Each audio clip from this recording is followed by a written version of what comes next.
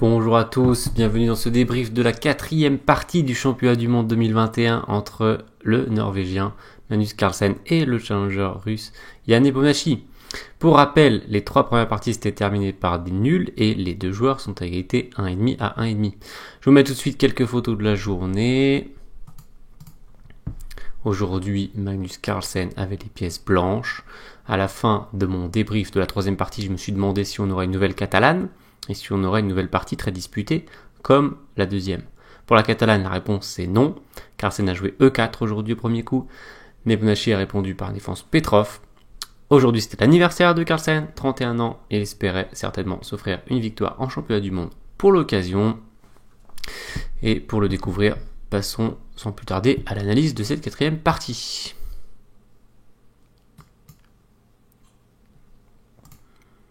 Je vais mettre mes notes sur le côté. Et je pense que vous avez les pendules en dessous du nom des joueurs. Donc Carlsen est ouvert par E4. C'était une surprise au sens où la plupart des commentateurs s'attendaient à ce qu'il reste sur le coup de la deuxième partie D4, qui avait plutôt mis en difficulté Nepomniachtchi au début de la partie, avant que Carlsen se trompe. Kasparov pensait revoir D4 par exemple, moi aussi. Mais Carlsen est sans doute allé chercher une information en jouant ce coup. Il a voulu savoir ce que l'équipe de Nepomniachtchi avait préparé sur E4. Et maintenant, il va pouvoir s'en servir pour la suite du match. Donc on en reparlera à la fin de cette vidéo quand on va se projeter sur la suite, quand on fera le bilan de la journée, on va se projeter sur la suite. E5 choisi par Nepomniachtchi, voilà une première réponse à la question. Il joue pas sa sicilienne Najdorf habituelle, il reste sur son schéma de jouer vraiment solide. Cavalier F3 et cavalier F6 choisit cette défense Petrov, défense russe, on l'appelle également. Et un choix extrêmement solide, extrêmement robuste. Cavalier prend E5, qui est du coup normal.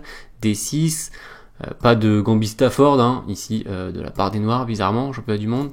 D6, pas de Gambit Cochrane de la part des blancs, bizarrement. Il revient. À noter qu'il était revenu sur D3 dans l'une de ses parties du championnat du monde de 2018 contre Caruana. Caruana qui l'avait joué deux fois et qui avait fait deux fois nul avec les noirs. Donc cavalier F3, cavalier prend E4, D4. Donc contre Caruana, il avait également essayé dans la 11e partie, cavalier C3, et il n'avait pas réussi à passer. D4, c'est la ligne principale. D5, voilà, maintenant chaque joueur a un pion au centre, donc le centre est égal. Et le but des blancs, ça va être de faire C4 à un moment donné pour essayer de bousculer ce centre. Un peu comme dans un gambit de la dame. Fou en D3 qui met une petite pression sur le cavalier évidemment qui prépare le roc. Fou en D6, le fou est très bien placé en D6, le bon fou. Petit roc, petit roc. Pion en C4 de la part des blancs, voilà le coup qui met la pression sur le pion adverse au centre. Donc les noirs qui peuvent même pas prendre en C4 puisqu'ils perdraient leur cavalier. Ça va rester pendant quelques coups comme ça. Qui consolide avec le pion en C6. Par contre, cette structure est toujours favorable aux blancs, car les noirs sur le principe, donc déjà ils peuvent pas prendre, et puis sur le principe ils n'ont pas très envie non plus de quitter le centre avec leur pion, même si ça créerait un pion isolé pour les blancs. C'est une modification structurelle qu'il faut quand même étudier. Par contre, ce qu'on peut dire, c'est que le cavalier n'a pas accès à la case C6, ici. C'est un coup d'ailleurs qu'on peut retrouver parfois dans la Petrov avant, à la place de fou D6, il y a des options, on peut jouer cavalier C6, on peut jouer fou E7, voilà, il y a pas mal d'options. Mais après C6, le cavalier en tout cas, il n'a plus accès à cette case, et ça c'est un peu embêtant. Tour E1 qui pose la question au cavalier, il y avait déjà eu Dame C2 qui posait aussi la question à ce cavalier dans pas mal de parties. Fou F5 qui est le choix le plus solide pour défendre. Tour E8 c'est un peu moins bien, et F5 ça fait un peu trop de trous. Après qu'avec C3 il y a de la pression. Fou F5, Dame B3, qui attaque le pion en B7, comme dans un gambit dame quand le fou est parti. Donc la même thématique ici, et qui attaque également sur D5. Dame en D7 qui peut être un peu curieux d'apparence, puisque on pensait que c'était plutôt le cavalier qui allait utiliser cette case, mais il peut utiliser la case en A6. A noter que d'ailleurs que même à la place de Dame D7, cavalier A6 c'est un coup de la théorie, les blancs ne peuvent pas aller chercher ce pion à cause de cavalier B4 attaque le fou, et le fou qui est embêté, s'il s'en va, il y a cavalier C2 fourchette. Si on prend, puis on prend, attaque le cavalier, et la fourchette arrive. Alors, je vais un peu vite pour montrer les variantes, sinon ma vidéo va être interminable, je vais essayer de pas en montrer trop non plus. Juste une petite astuce que vous pouvez utiliser si ça va trop vite. Eh bien, vous pouvez bien sûr mettre la pause, mais vous pouvez aussi régler la vitesse de la vidéo, et peut-être qu'en mettant en 0,75, ça vous permettra de suivre un peu mieux. Multiplié par 0,75. A contrario, vous pouvez aussi accélérer. Si vous avez trop peu de temps pour voir les vidéos en entier, vous pouvez accélérer aussi. ça reste audible. Dame en D7 donc. Cavalier en C3 qui augmente la pression à la fois sur E4, attaque 3 fois, et attaque 3 fois aussi le pion D5, donc les noirs n'ont pas trop le choix, ils prennent sur C3. Fou prend F5, Dame prend F5, tout ça est logique, et il reprend en C3. A noter que la variante Dame prend B7 est assez amusante, les noirs peuvent sauver leur cavalier, et si la dame va chercher la tour, la dame blanche se retrouve coincée, les noirs qui peuvent l'attraper avec cavalier A6. La variante est égalité selon la théorie. C'est une variante assez compliquée. Donc B prend plutôt de Magnus Carlsen, tout simplement. Il reprend le cavalier avec son pion. B6, Nepomniachtchi qui sauve son pion. Pion prend D5, pion prend D5. À noter qu'il n'a pas très envie de reprendre avec la dame parce qu'il prendrait C4. Et là, les deux pions font forte impression. C'est un avantage pour les blancs. Donc il reprend du pion. On note que ça lui crée un pion isolé en D5, mais c'est pas bien grave parce que c'est pas très facile pour les blancs d'attaquer une deuxième fois ce pion. Un coup assez étonnant ici de la part de Carlsen, dame en B5. On aurait pu s'attendre à un coup de développement, mais il rejoue sa dame. Alors l'idée c'est d'empêcher cavalier C6, qui était le coup sans doute souhaité par les noirs, pour après aller peut-être aller sur A5 et aller chercher la case forte devant le pion arriéré. Et ce qui est assez intéressant je trouve, c'est que cavalier C7 perd la partie à cause de dame C6. Regardez ce pauvre fou qui ne sait pas trop comment se protéger. Et la dame qui est occupée à défendre le cavalier également. Donc on peut pas faire par exemple fou F4 parce qu'il va y avoir échange et quand la dame va prendre, le cavalier va être perdu. Donc ça c'est intéressant de voir que les blancs gagnent la partie après dame C6. Il y a encore fou B8 comme coup pour essayer de résister, mais on sent que la position noire est désespérée. Donc dame D7 joué par Nepomniachtchi. À noter que la dame peut jamais prendre ce pion, ni tout à l'heure ni maintenant, puisqu'il y aurait la découverte, fou prend échec et la dame serait perdue. Un coup classique. Après dame D7, il y a eu A4, à noter que Maxime Vachier-Lagrave avait joué tour B1 pour protéger la dame contre Fabiano Caruana en 2017 au Norway Chess. Il y avait eu nul en 55 coups. A4 de la part de Magnus Carlsen. Alors l'idée classique en cas de dame prend, pion prend et on arrière le pion sur A7. On espère l'arriérer en tout cas. À noter que après A4, Alexander Morozevich, joueur spectaculaire, avait joué tour D8 contre Michael Adams en 2005 et il avait perdu la partie en 49 coups avec les noirs. Dame prend B5, pion prend B5 et pion A5. Voilà la position que j'avais décryptée dans ma vidéo précédente, le coup du jour. Et c'est là que Magnus Carlsen a joué un nouveau coup, cavalier H4, un nouveau coup qui n'a jamais été joué, qui aurait été susceptible de mettre en difficulté Nepomniachtchi si celui-ci n'avait pas anticipé cette idée dans sa préparation. Donc très bonne préparation de Nepomniachtchi aujourd'hui. Il a réussi à neutraliser l'idée qui était assez venimeuse de Magnus Carlsen. Donc j'avais montré dans la vidéo précédente que cavalier 5 c'était pas une très bonne idée et fou A3 non plus, donc vous pouvez aller voir ça. A noter que dans les rares parties restantes, il y avait eu pion prend, cavalier prend, elles s'étaient toutes les trois terminées par la nulle. Il faut savoir qu'ici les noirs ont deux pions isolés, mais les blancs vont avoir des grandes difficultés à en profiter, notamment ce pion C3 qui lui aussi peut être une faiblesse. Donc probablement ça ferait un match nul ici. Carlsen qui arrive avec le coup cavalier H4, un coup qui a bien sûr pour objectif de faire cavalier F5, on a contré cette idée avec pion G6, et maintenant pion G4. Alors on peut remarquer que pion G4 c'est un coup très agressif. L'idée c'est de libérer la case pour le cavalier pour venir échanger les fous et le cavalier pourra aller après cibler le pion F4. Il pourra aussi passer par E3 pour cibler le pion F4 dans certaines variantes. On aurait pu faire cette idée, on pourrait se dire bon G4 ça fait quand même 4 trous dans la position, peut-être on va faire seulement G3, c'est plus solide. C'est vrai, mais malheureusement on va se faire un peu marcher dessus. Après cavalier D7, on va faire par exemple des cavalier G2, cavalier vient sur F6. Les noirs sont très bien organisés ici. Si les blancs réessayent l'idée de l'échange, eh bien les noirs vont prendre l'initiative. L'initiative, un thème dont j'ai parlé dans mon avant-dernier conseil de la semaine, eh bien les noirs prennent l'initiative avec G5. C'est assez intéressant de voir que dans cette partie, dans cette ouverture, dans cette variante, c'est le premier joueur qui avance son pion G de 2 cases qui peut prendre l'initiative. C'était le cas de Carlsen dans la partie, et dans cette variante, c'est le cas des noirs. Cavalier qui doit battre en retraite, et maintenant c'est les noirs qui attaquent le pion en C3, et c'est le petit avantage pour les noirs ici. A noter, après G6, que les noirs ont un pion passé protégé à 4 cases de dame, et ça c'est un gros atout pour eux, pour tout le reste de la partie. G4, donc le coup agressif. L'autre idée de G4, ça va être à un moment donné de faire G5 pour essayer de prendre un grip sur les cases fortes F6, H6. Et aussi, si le cavalier noir vient sur F6, qui est sa route naturelle, on vient de le voir dans la variante, eh bien le pion pourrait essayer de le chasser. Le cavalier D7 a été répondu par Nepomniachtchi en seulement 4 minutes, donc signe qu'il était bien préparé. En plus, au coup d'après, après KG2, il a joué en seulement 1 minute tour FC8, donc très bien préparé. Il attaque le pion. Il faut dire aussi qu'il aime bien faire les coups naturels très vite, c'est son style de jeu, c'est aussi ce qui fait sa force.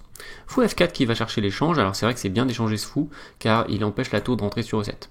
Donc c'est bien de l'enlever. Nepomniachtchi qui a réfléchi une dizaine de minutes ici, c'est la plus longue réflexion de la partie, quasiment, je pense. Et il a fini par prendre. Si il garde son fou, ça peut sembler pas mal, mais tour EC1, un bon coup. Et imaginons cavalier F6 attaque le pion, cavalier E3 protège le pion, et là il y a la menace G5, qui est très pénible avec ce pion qui traîne. C'est très agaçant pour les noirs de gérer ça. Il y aura aussi fou F6, fou E5 d'ailleurs comme idée. Et en cas de tour D8 pour protéger, il y aurait le coup fou C7 qui va venir faire une double attaque. Donc il a eu raison d'échanger sur F4. Cavalier prend, tour prend C3.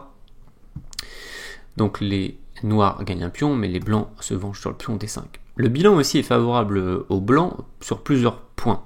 Le cavalier, qui était pas très bien passé sur F3, a réussi à se déplacer sur D5 par un petit tour de magie en passant par là. Donc ça lui a pris un peu de temps, mais finalement il a une belle case sur la 5e rangée ici. Et il a une belle activité qu'il déploie depuis cette case.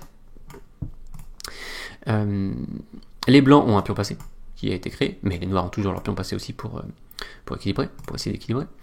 Et les blancs ont échangé leur mauvais fou contre le bon fou.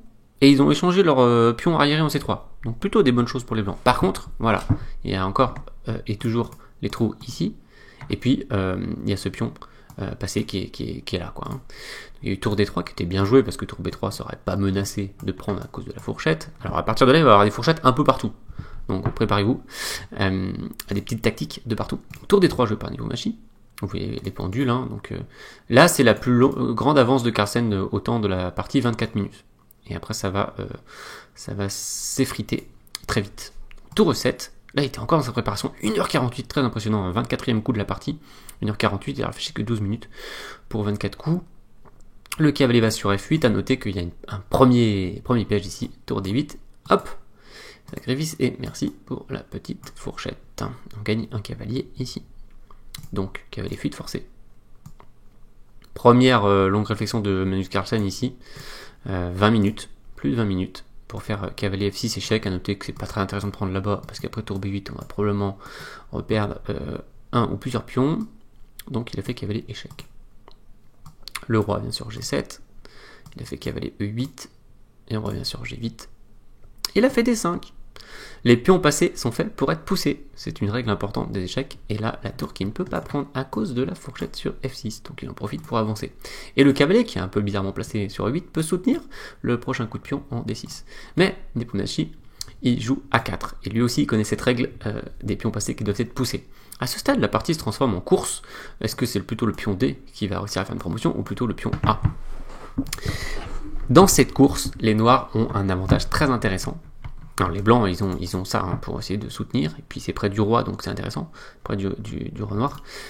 Par contre, les noirs, ils ont un avantage très intéressant, ils ont le placement parfait de leur tour. C'est-à-dire que la tour A8 est derrière le pion passé noir pour soutenir sa progression, et la tour D3 est derrière le pion passé blanc pour essayer de freiner sa progression. Donc c'est la règle hein, aussi, mettez vos tours derrière les pions passés, et là les deux tours noirs qui sont derrière les deux pions passés, donc de ce côté-là c'est parfait. Cavalier F6 échec, roi G7, vous voyez que Magnus Carlsen est passé en dessous de Nepomniachtchi à la pendule, et la joué de pion G5, donc la suite de logique de G4, hein, G5, le pion qui fait un grip pour soutenir le cavalier. Ça c'est intéressant parce qu'on peut faire des réseaux de maths, si jamais la tour et le cavalier s'en vont, eh bien on peut faire tour là et tour mat. C'est mat du crochet, c'est assez sympa. Donc il y a des petites idées quand même qui peuvent traîner. Par contre, ce cavalier quand même, il tient quand même très très bien la position. Et Nepomniachtchi qui joue A3. Donc il joue toujours l'approche la plus directe, il la joue en 3 minutes ce coup, et voilà, le fait que le pion arrive à 2 cases de dame, ça limite les possibilités des blancs. Alors, c'est à partir de là que peut-être Carlsen aura pu tenter certains coups, il a beaucoup réfléchi, il a beaucoup hésité. Je vous ai mis la variante D6, je l'avais mis aussi après A4. On avait presque la même après A4. Ici, qu'est-ce que je peux vous montrer? Je ne veux pas vous montrer trop de variantes, il y en a énormément, mais on peut montrer juste D6 ici, qui joue sur la fourchette encore, hein. Celui de tour prend, fourchette. Donc imagine, voilà, là c'est pas évident pour les noirs, par exemple, faut pas qu'ils se disent bon bah j'avance mon pion de toute façon avec les tour là, qui est effectivement menaçante, mais les blancs avanceraient ici, et en cas de tour B3 qui continue l'idée, bien malheureusement pour les noirs il y aurait tour point 2, et là si tour point 2, c'est une nouvelle dame qui arrive. Voilà, petit exemple, sur D6 il faudrait qu'il joue tour D8, voilà, pour bloquer. Tour à E1, joli coup, menace tour prend, et en cas de roi prend, tour E7 mat, un mat inattendu. Et les noirs seraient forcés ici de sacrifier la qualité avec tour prend, cavalier échec, encore la fourchette qui récupère, donc roi bouge. Peut-être pas roi bouge, plutôt tour prend. Et maintenant, tour là, tour protège les deux pions, tour là, et il se trouve que les noirs ont assez de contre-jeu. Le pion est toujours là, on a toujours cette idée qui traîne, d'ailleurs on va attaquer le pion B5 au passage, le cavalier peut attaquer là, il peut essayer de venir là, il peut attaquer là, il peut attaquer là, il peut essayer de soutenir le pion. Donc les noirs qui ont déjà un pion pour la qualité vont tenir la partie ici. Mais c'est un exemple de vente spectaculaire qui aurait pu arriver. Voilà pour cette partie, en gros, ce qu'on pouvait dire. Évidemment, on peut toujours aller plus loin dans les variantes, je peux montrer énormément de choses, on peut voir plein de lignes qu'aurait pu arriver, mais rien de fantastique non plus et de fondamental à montrer. Donc il y a eu cavalier E8 échec, vous voyez Carlsen ici qui a réfléchi 35 minutes pour faire cavalier échec, et il a tout cherché hein, ici, mais il a cherché malheureusement un gain qui n'existait pas, il n'y en avait pas dans la position. Roi G8, cavalier F6, roi L7, ils ont répété les coups, donc une journée plutôt tranquille pour Nepomniachtchi qui finit cette partie avec 1h06 à la pendule. Pas une belle journée anniversaire du point de vue championnat du monde pour Magnus Carlsen. Et donc après 4 parties, l'équilibre du match est maintenu, mais j'ai envie de dire seulement 4 parties jouées sur 14 prévues. Il est temps pour nous de faire un débrief de la journée et de se projeter sur la prochaine partie. Donc je vais vous mettre les moments clés. Voilà, très court aujourd'hui. Si vous voulez les lire, vous pouvez mettre la pause. Vous les retrouvez aussi dans l'article Europe Échec. Je vais les enlever. Et on va faire le point rapidement sur tout ça. Côté préparation, Nepomniachtchi a enfin pu montrer son travail de préparation. L'idée cavalier H4 G4 de Carlsen, ça contenait du venin, comme Carlsen l'a dit lui-même à la conférence de presse. Ça aurait pu mettre en difficulté un joueur non préparé. Mais ça n'a pas fonctionné. On peut questionner le choix de Carlsen d'aller chercher Nepo avec E4, surtout qu'il pouvait, comme il l'a aussi déclaré, s'attendre à une Petrov, contre laquelle il a toujours eu du mal à passer. Pour le coup, à mon avis, très bon choix de l'équipe de Nepomniachtchi d'aller vers une Petrov plutôt que vers une espagnole ou italienne, que Carlsen apprécie beaucoup jouer avec les blancs, aussi bien qu'avec les noirs. J'imagine que Carlsen voulait avoir cette info de ce qu'avait prévu son challenger sur E4 pour ce match. Maintenant, il va pouvoir choisir à quel moment il va retourner éventuellement tenter un truc contre la Petrov, à condition qu'il ait quand même au moins une idée un peu intéressante et dangereuse à tenter, et il va choisir quand est-ce qu'il va y retourner. Et ce qui fait que Nepo va être obligé de réviser à chaque fois qu'il aura les noirs toute sa Petrov, parce qu'il sait jamais quand Carlsen va retenter un truc sur la Petrov. Mais c'est son arme principale contre 4 pour le match, il est censé être bien préparé, on l'a vu aujourd'hui. Donc Carlsen qui va, à mon avis, revenir vers un autre coup que 4 pour sa prochaine partie avec les blancs, mais on aura l'occasion d'en reparler. Point forme, pas beaucoup de nouvelles informations aujourd'hui vu la physionomie de la partie courte avec beaucoup de théories. En tout cas, on voit que Nepomniachtchi est toujours en forme. Alors à quoi on peut s'attendre pour la 5e partie? On se projette sur la partie de demain. Donc je vais tout de suite changer le numéro, partie 5. L'une des grandes questions, peut-être la plus grande, c'est Nepomniachtchi va-t-il délaisser son espagnol? Pour moi, c'est la question qu'on va mettre sur l'écran. Il y a la plupart des commentateurs, je pense, lui conseillent d'aller vers une autre ouverture. C'est aussi mon avis. J'ai hâte de voir ce qu'il a d'autre en réserve de la partie espagnole. Parce que aller chercher Carlsen sur l'espagnol, ça paraît très compliqué. J'en avais parlé déjà lors de la dernière fois, lors du dernier débrief. La 5e partie aura lieu ce mercredi à 13h30. C'est à suivre en direct sur le site Europe Échec via l'interface de retransmission et l'article dédié. Si vous avez aimé ce débrief, n'hésitez pas à mettre un pouce bleu et à partager la vidéo. Pour finir cette vidéo, je vous mettrai l'écran de fin habituel des vidéos de ma chaîne. Merci de votre attention. Portez-vous bien. Je vous dis à demain pour le débrief de la 5e partie. Ciao, ciao!